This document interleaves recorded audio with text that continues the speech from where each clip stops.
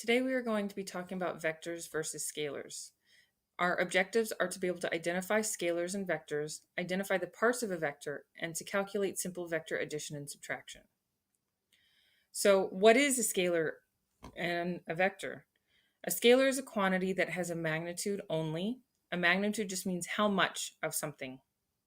So for example, time is a scalar. So it could be something like 3 seconds. Mass is also a scalar. It could be 1 kilogram.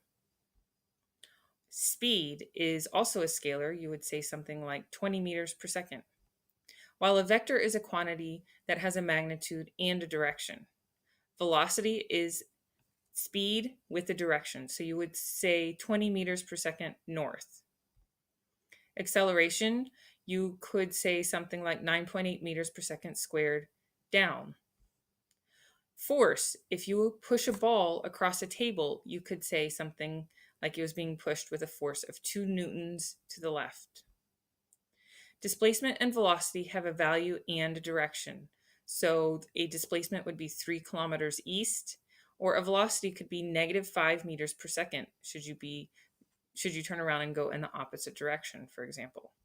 Magnitude is the number with the unit, like 3 kilometers, and the direction is east or negative in the above examples. Distance is how far you have traveled. So it is the actual number of wheels that have turned on your path or the number of footsteps on your walk in the woods.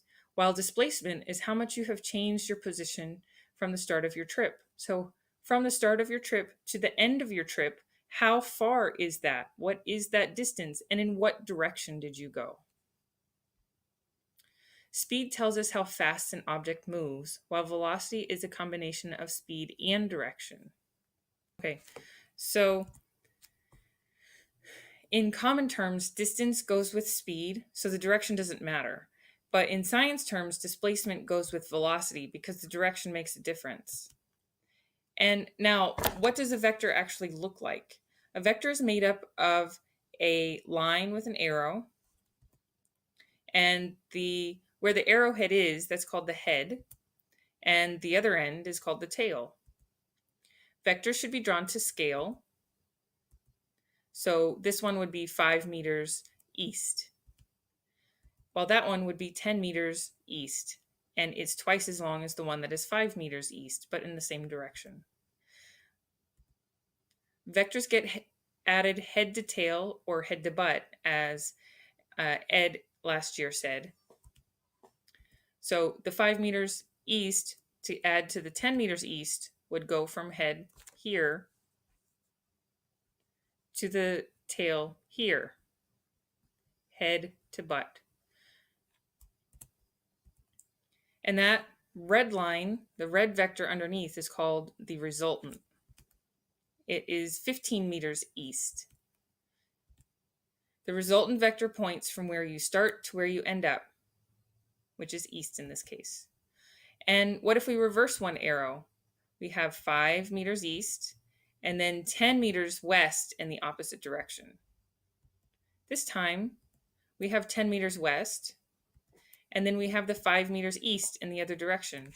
It's still head to tail or head to butt, but you just kind of draw them next to each other. If we end up going west, then south, then east, it makes more, you can draw them without overlapping. But here we just draw them next to each other so it's easy to see.